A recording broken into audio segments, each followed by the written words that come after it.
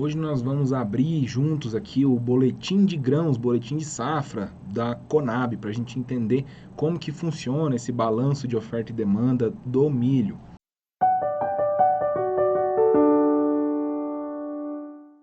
Aqui a gente vai pelo site do Google aqui, vou colocar lá, boletim de safra Conab. Ele vai abrir esse primeiro link aqui da Conab e temos aqui o site da Conab, né?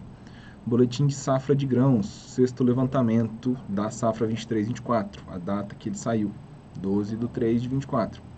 A gente pode pegar relatórios mais antigos aqui, ó. Só você descer a página que você vai ver mais, beleza? Então temos aqui a tabela de dados, o boletim da safra e a apresentação. Nós vamos olhar aqui o boletim. Então, se eu clicar aqui nesse boletim de safras, ele vai abrir um seguinte arquivo, esse aqui. Esse arquivo aqui ele vai estar empilhando todas as culturas, né, desse boletim, e tem aqui o ícone de acesso rápido, né? Então a gente tem aqui o desenho do milho. A gente vem aqui no milho, então temos lá, para a safra atual, né, 20 milhões de hectares, ponto 3, a produtividade média 6,5% abaixo do ano passado, e a produção estimada, de acordo com o último boletim, 112 milhões de toneladas, ponto 7, 14% menos do que o ano passado. Então aqui ele mostra segmentado, né, primeira safra, como que tá, tem um texto aí falando sobre as regiões, né, estadual, regiões e tal, aqui Paraná, Santa Catarina, Minas, milho primeira safra, né. Depois ele vai entrar aqui, mais abaixo, ó, algumas imagens até, né, do desenvolvimento vegetativo e tal. Aqui já passou, né, o milho primeira safra já foi. Aqui ele detalha pra gente, né, condições hídricas de diferentes regiões, né, que você pode olhar com mais calma depois. Beleza, aí entra aqui o milho segunda safra, mesma coisa, vai segmentar aqui, mostrar uma tabelinha, segunda safra separada, né. A gente prefere olhar o ano inteiro, né, porque fica mais fácil da gente visualizar o consumo anual e tal, mas se você quiser olhar especificamente a segunda safra para comparar, bom, eu acho que a quebra vai ser de tantos por cento na segunda safra, então quanto que representa, né? Não tem como se fazer conta da produção inteira, né? Tem que olhar especificamente a segunda safra. Então, nesses casos a gente vem ver, né? Tem lá o Mato Grosso do Sul tá seco, precisando, já falam em quebra irreversível e tal, Palotina para o noroeste do Paraná, Paraguai também está precisando de chuva, né? Cai um pouquinho esse final de semana e deve cair mais um pouquinho na próxima, né? E temos aqui de novo também a tabela das condições. E milho terceira safra, que é feito principalmente lá no Nordeste, né? Beleza. Então aqui a gente tem no final o balanço de oferta e demanda consolidado já das 3 safras. Beleza. O que é importante pra gente aqui, né? A gente vai sempre estar de olho aqui, ó, nos estoques, né? Estoque inicial, 7 milhões de toneladas. Estoque final projetado, 6 milhões de toneladas. Ou seja, se tudo acontecer conforme a Conab estima, a gente vai ter uma redução, vai ter um estoque menor do que o anterior. E se a gente for ver aqui nesse histórico, o nosso estoque veio caindo aqui depois das quebras, né? 8 milhões de toneladas, 7, e esse ano vai ser o menor histórico dessa série mais curta aí, né? De até 5 anos. Por quê? Se a gente for ver no passado aqui, ó, produção 131,9 praticamente milhões de toneladas. E esse ano a previsão atual 112,7. Né? Ainda pode sofrer alteração, porque o Mato Grosso e o Goiás estão muito bons, e o oeste do Paraná, principalmente o noroeste, o Mato Grosso do Sul e São Paulo não estão tão bons, né? Já tem alguma expectativa de quebra. Então, esse número pode ser alterado, tanto surpreendendo quanto uma produtividade melhor no centro-oeste, quanto cortando ainda mais com uma quebra no Mato Grosso do Sul, Paraná e São Paulo, né? Importação 2,5 milhões de toneladas, normalmente do Paraguai, que faz divisa aqui com a gente e tem um acesso fácil, né, uma logística que favorece entregar em regiões consumidoras, igual o Paraná e Santa Catarina. Né? Então, a gente somando aqui, estoque inicial, 7 milhões.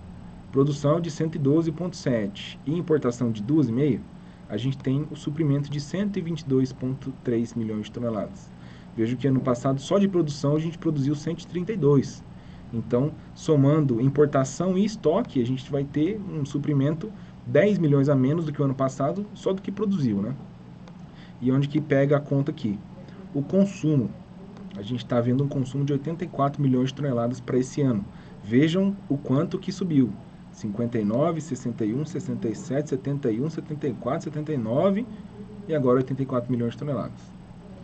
Então, principalmente, né, a nossa exportação de carne está forte, né, tem crescido, então aumenta o consumo, mas o etanol de milho tem aumentado bem o consumo de milho e com margens excelentes, né, se a gente fizer a conta entre o preço do etanol e da saca de milho, né, esse tempo todo, até durante a pandemia, com preços altos, milho a R$100 ainda estava dando uma margem boa para exportação, para extração de etanol de milho, porque o petróleo estava alto junto com o milho alto, então eles não chegaram a ter margens negativas, né? Então estão bem agressivos na compra, aí a gente viu momentos das usinas de etanol pagando R$10 a mais do que o preço da exportação por esse milho aí desse ano, né? Então o consumo tem crescido muito e tem potencial para crescer ainda mais, né? Lembrem que os americanos produzem, enquanto a gente produz aqui, ó, recorde 131, os americanos produzem 360, 80 milhões de toneladas, então é praticamente 3 vezes mais que a gente, eles consomem mais de 300. Então a gente tem bastante potencial para aumentar esse consumo aqui. E vejam aqui, outra coisa que pega bem, ó, exportação. No último ano, 54,6 milhões de toneladas, foi exportação recorde, né? Nunca vimos exportado tanto milho assim, né? O ano retrasado já tinha sido bem forte, 46 milhões de toneladas. E esse ano, projetando uma queda de 22 milhões de toneladas na exportação. A diferença, se eu pegar 46 para os 54, a gente teve a entrada da China, né? No ano de 46, a China importou 1 milhão de toneladas. Nesse ano de 54, ela importou 15. A ideia da China é sempre reduzir as importações. Eles querem importar menos grãos, né? Então, eles buscam aumentar a área, aumentar a tecnologia para produzir mais milho e soja lá, para assim, reduzir a dependência, principalmente do Brasil e dos Estados Unidos, né? Então, a China, que conheceu o nosso milho, né? O nosso milho ele tem um bônus, né, de prêmio, porque ele seca no calor do campo, né? Diferente do hemisfério norte, que é um milho que seca ou em secadores, ou ele seca no frio, né? Então o nosso milho ele tem um bônus de qualidade. Quando para consumo humano a indústria começa a usar o milho brasileiro contra outros milhos, a qualidade é superior. Então a Coreia, o Japão, eles já pagam mais pelo nosso milho, né?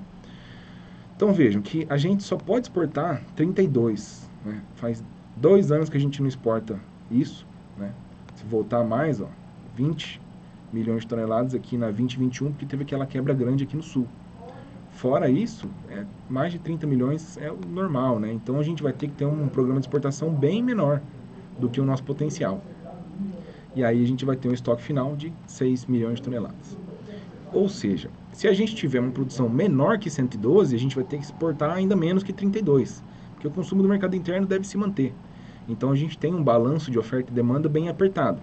A questão é que isso não significa que vai subir. Às vezes, demora para consolidar essa falta de produto, né? Vai chegar, o Mato Grosso vai colher mais cedo, então a gente vai ter milho já maio, junho, então vai emendar. A gente não vai ter uma falta agora, antes da colheita da safrinha, né? E depois, em novembro, dezembro, a gente deve ter preços mais fortes, porque daí fez o programa de exportação, já consumiu, já colheu, só vai colher o milho verão lá no ano seguinte, né? Então, se a gente for ter preços mais firmes, se espera que seja mais para o fim do ano, né? Olhando esse balanço. Agora, se surpreender e produzir bem, aí a gente tem um alívio nessa conta, né? E conforme for o apetite dos importadores também, né? Se a Argentina estiver ofertando um milho mais barato, ou se a Ucrânia conseguir dar fluxo, né? Tudo isso importa para a gente ver o tamanho do nosso programa, né? Hoje, as trades estão abrindo espaço, pedindo milho para maio. Dá uma antecipada na mudança do programa de soja para milho. Isso pode fazer um programa de soja menor do que o projetado e pressionar esse nosso balanço, porque libera espaço para exportar ainda mais milho. Se tiver venda, se as exportações estiverem com uma margem ou não tiver com pouco prejuízo, a gente consegue fazer um programa grande e aí o mercado interno vai ter que se segurar e vai ter que pagar acima da paridade de exportação para segurar esse produto aqui, porque senão o porto quando leva volume grande, né? Se o mercado moscar, se o mercado interno moscar, o porto leva tudo embora e depois causa desabastecimento aqui, igual lá em 15, 16 aconteceu, né? Os grandes frigoríficos aí não quiseram comprar, e exportou demais e depois faltou produto para eles, né? Então é importante conhecer esse site, conhecer esse relatório, entender, né?